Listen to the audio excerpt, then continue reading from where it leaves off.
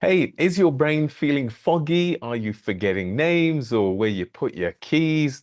Well, you're not alone, and it's not just age catching up. Today, we're finding out what's really going on inside your head and what you can do about it. Stick around because you're going to learn simple, science-based facts and ways to stay sharp, focused, and energized, no matter your age.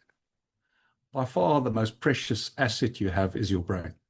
And we forget that, or we don't know that. And so in thinking about that, it's useful to think about how do we keep it as healthy as possible.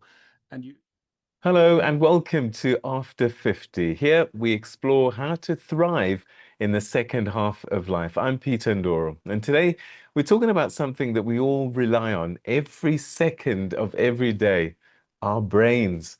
With World Brain Day recently behind us, I thought that it would be a perfect moment to talk about brain health, how it changes as we age, and most importantly, what we can do to protect it.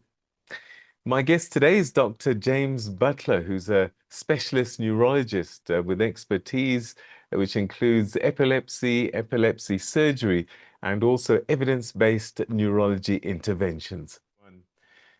James, thanks so much indeed for joining us on After 50. And brain health is something that we all start to get a bit concerned about as we get older.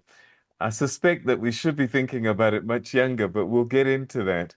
So let's start maybe at the beginning and talk about what is brain health generally. Well, I think firstly to say that it's an extension of general health, really. Um, but because our brains are so important to us, we really should focus people's attention on the brain. As I've said to many a people, and my children included, of everything you own in your past, currently own, and ever will own, by far the most precious asset you have is your brain. And we forget that, or we don't know that. And so in thinking about that, it's useful to think about how do we keep it as healthy as possible. And you're quite right.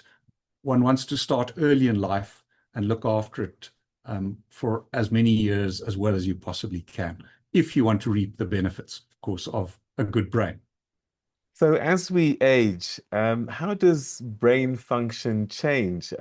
What should we expect versus what we should be concerned about? So, yeah, that's an excellent question. We just like we physically age, our appearance changes over time, and just like our physical attributes change over time, we gradually slow down in terms of how fast we can run. Um, the brain's functions do, and this doesn't apply to all brain function, by the way, but some of them just do slow down slowly over time, in very insidiously, and um, it doesn't stop people from functioning and functioning adequately in life. And perhaps just to take a step back and say a lot of brain functions, we people aspire to having perfect brain function, and everyone wants a perfect memory. And if you take memory as an example, I often say to people that we were built not to remember, we were built to forget. And it's only a tiny fraction of things that we actually remember. Um, and if we did remember everything, we'd be traumatized by every horrible experience we have in our lives, and we'd be in constant PTSD. So that just contextualizes the imperfections of cognitive functioning. Um, so as we get older, it gets a little bit worse. It's very insidious, and but people continue functioning. So that's the first thing to say. And some people, continue working, as you know, until their 80s, 90s. And that's testimony to having good genes and having looked after themselves and being able to function, well until late. So that gives you an idea of so-called normal aging. Normal meaning that there's a range, and we deteriorates as we get older. We battle a bit more to find words. Our concentration isn't quite as good as it was before, all those sorts of things. Um, And in trying to maintain that, um, we we there are ways of, in terms of the averages, of giving yourself the chance to be better than average or average. But if you go about life in a not so healthy way, in other words, what you referred to at the beginning as brain health or poor brain health, then you end up with problems down the road that are greater than average, and worse outcomes than you might like. And it's a little bit like compound interest. Everyone knows about saving a little bit for your retirement, and if you do a little bit over many years, you end up with a decent amount at the end. And I like to think of brain health and health in general as you got to save a little bit each year for what you're going to reap at the end. And the converse is true. Do it badly, and you end up with trouble down the road. So, what are some of the typical brain health issues that people typically start to encounter after the age of 50? So, well, the ones might be as simple as strokes, which is just the part of the brain being deprived, a blood vessel getting blocked mostly. Sometimes they bleed, and that damages part of the brain, and you lose function for wherever it occurs in the brain. Um, and that is also significantly determined by lifestyle factors. Um, and and those losses for some people are catastrophic. So a stroke in, for instance, your language area is catastrophic for someone, or in the area that controls movements of your hand is catastrophic, or half of vision, you can't drive, things like that. So, and then of course, there are the dementias, which is an accelerated loss of brain cells greater than one would expect for age or normal aging. And dementia simply means you're losing cognitive functions, um, and they vary from memory to language, word finding, planning, judgment, finding your way around the world, all sorts of things. Um, and those the causes for those are many, but amongst them, importantly, are diseases of little blood vessels that supply your brain. And that's where particularly we think that bad lifestyle over many years um, can make well, not a big difference, but can be very harmful or very good depending on how you go about life. So um, and those little diseases of small blood vessels to the brain we can see on scans, and um, it's astonishing that someone can come along and they think they've been fine, and they've got a gazillion little, tiny little, effectively little strokes in the deep part of their brain. And that's a burden that the brain carries, and effectively you're losing reserves, right? And when you lose those reserves, then you can see what happens. As you age, on top of having lost those reserves, you do decline at a faster rate than normal people do.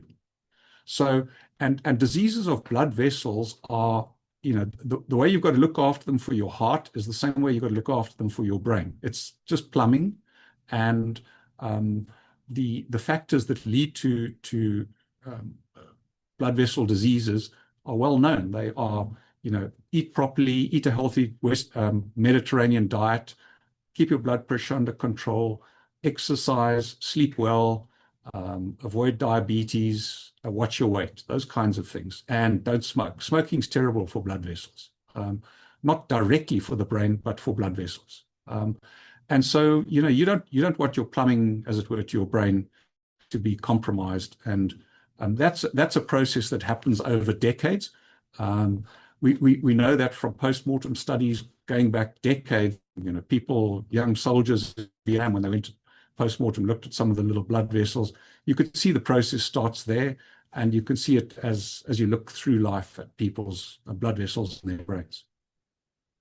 Okay, we're going to talk a little bit more about prevention, maybe, and maintenance and that kind of thing. But I do want to start with As we get older, we start to forget things, as you've said. And I just wonder, sometimes we just laugh it off and it says, oh, I'm getting older, I'm forgetting things. When should we start to be concerned? What are warning signs that that forgetfulness is actually a little bit more than just age related? The, the first and obvious thing to say is if it's affecting your functioning, your occupational or your social functioning, then one needs to just go and see someone. Um, they're quite good ways of screening for dementias, which you go along to a general practitioner and they can run a simple little couple of a questionnaire with you, and you can screen for an early dementia. Um, Most people tend to worry about their memory long before any of that happens, and usually as part of normal aging. Um, and so one of the most common questions I get asked socially is, I'm battling here and there to find someone's name, particularly people who are not well known to me. And that's just normal. And it doesn't affect your occupation.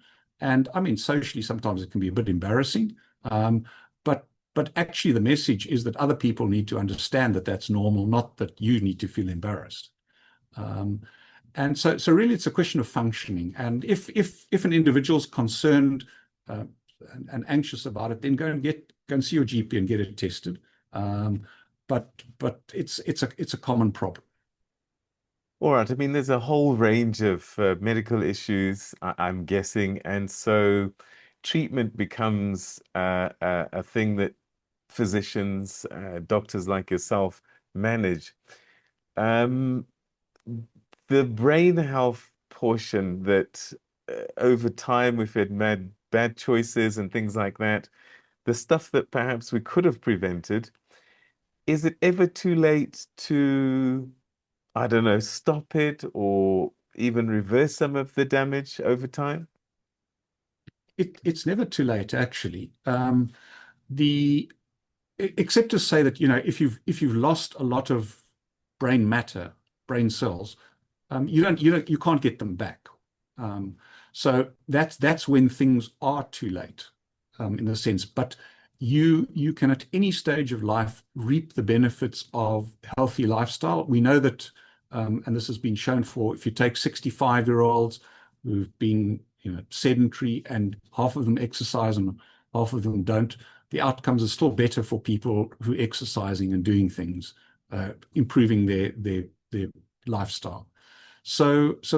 And even people who are demented, you know, keeping them physically active, etc., does lead to better outcomes, less falling, less of those sorts of things. So the short answer is in principle, it's never too late, but you don't want to get to the stage where you're losing your brain cells from a disease.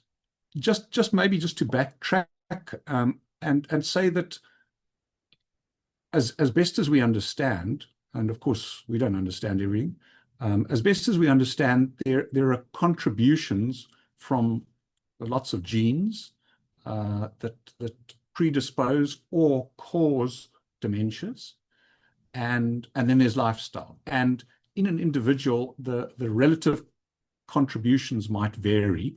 So it is so that someone might have led an impeccable life from a lifestyle point of view, a brain health point of view, and still end up getting Alzheimer's because of a complex of genes.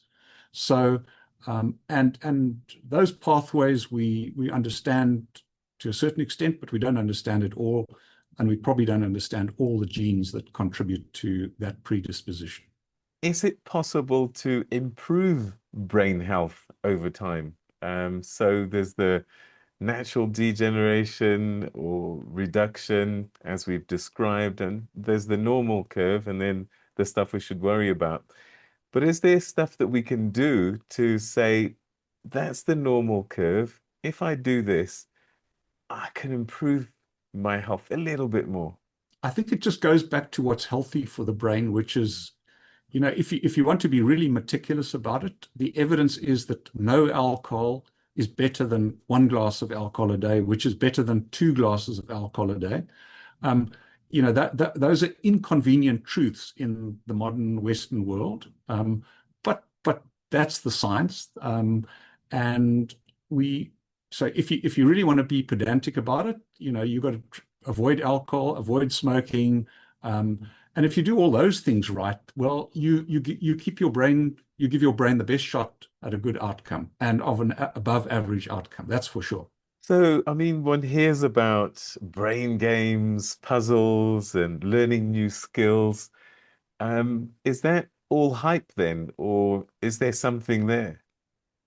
Well, I think no, I think that there's plenty of evidence that people, for instance, who are well educated, are somewhat protected against the ravages of, let's say, Alzheimer's disease. And so that's just to give you the kind of global perspective, as it were. So everything that one does from an intellectual point of view and a physical point of view is good for the brain. Um, Stimulating the brain is good. The brain also needs its rest, which means you need to get enough sleep. And you need to, A, watch how much you sleep, and secondly, the patterns in which you sleep. So we know that the circadian pattern, which is, if you don't sleep regular patterns, you effectively have jet lag. And jet lag is not good for the brain because it doesn't function well. And it takes you quite a while to recover from it. So those are the healthy things for the brain. So, what about things like social connections, having friends and a partner? Can loneliness affect brain health? Yeah, I think we don't know. Firstly, let's just go back and say a lot of these things are observational, what we call observational studies. So there's always the question of when you're seeing two things that are associated, is A leading to B, is B leading to A, or is it operating via some other thing? So if you take people who are isolated later in life, their outcomes in general, if you take the averages, are worse than people who socialize. Um, Now, if you think carefully about that, of course, it, again, the question of the chicken and the egg, are people who have early dementias more likely to become socially isolated? Or are people who have got the early stages of dementia, which present in some people with depression, depression is a cause for social isolation. So undoubtedly, social integration is a good thing for human beings. There is an association, as I said, between being socially isolated and dementia, but it doesn't prove that that's the cause, if you know what I mean. So, what I'd like to do now is ask you to bust some myths. What are some of the most popular misconceptions out there about brain health? Maybe the obvious one is that we only use 10% of our brains.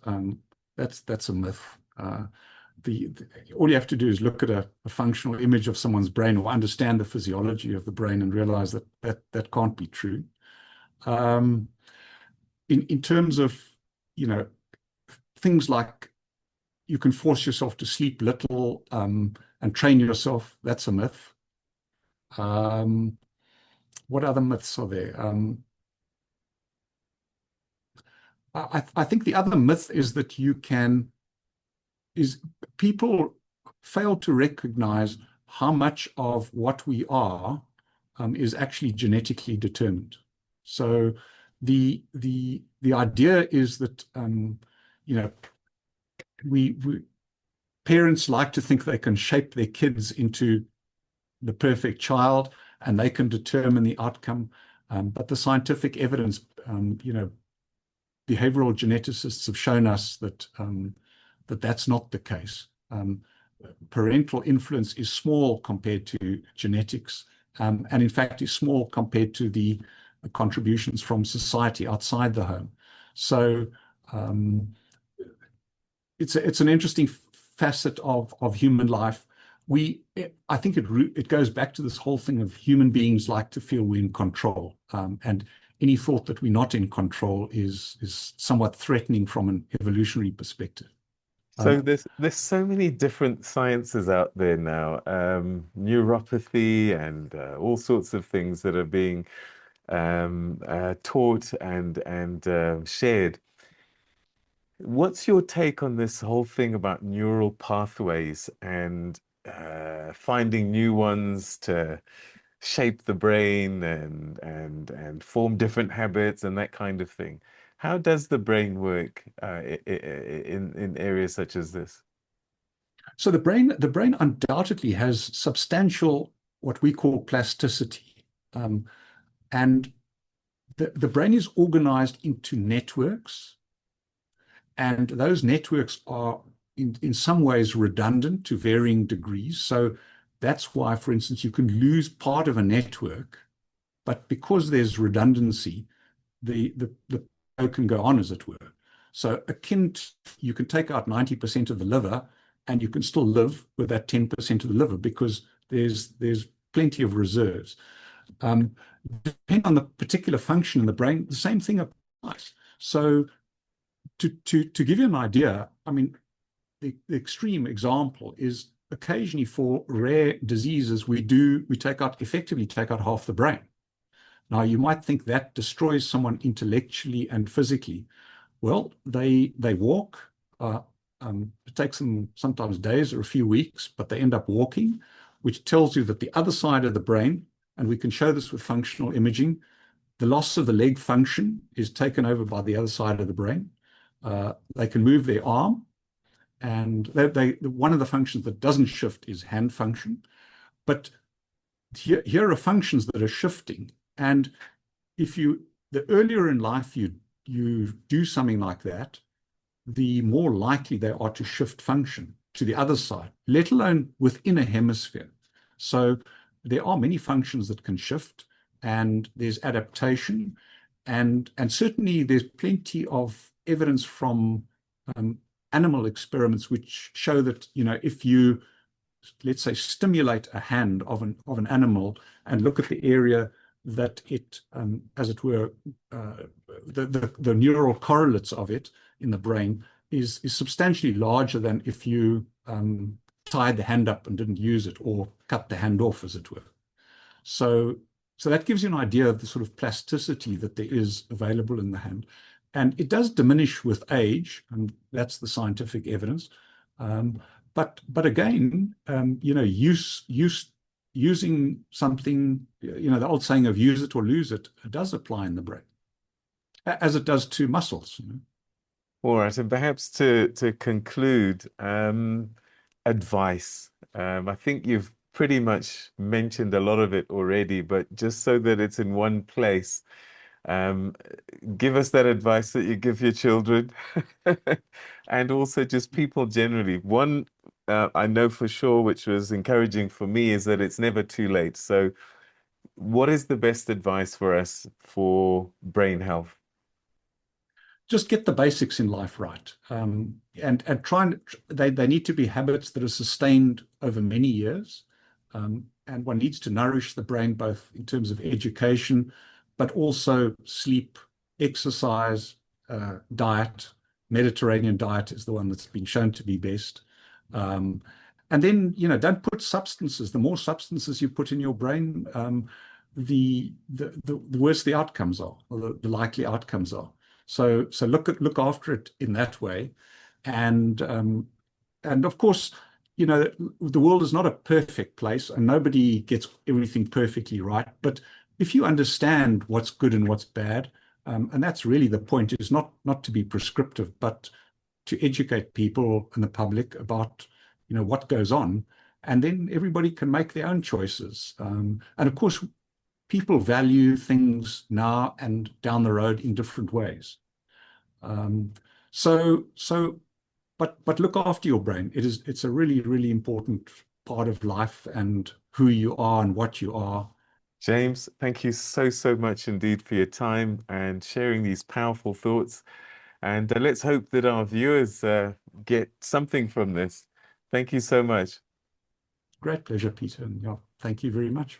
Take care. Bye bye. That was Dr. James Butler, a specialist neurologist, speaking to us about how we should be taking care of our brains and treating them as our most important assets. So please, please take care with this amazing thing. And that's how we come to the end of today's edition of After 50, Thriving in the Second Half of Life. Before we go, a reminder, please, please comment in the comment section below. We'd love to hear from you. Tell me what you think about what you've just heard. And also, what else would you like to find out more about? Because I want you to be thriving in the second half of life. And also, don't forget to hit the subscribe button and the bell notification so you don't miss out on new episodes as they come out.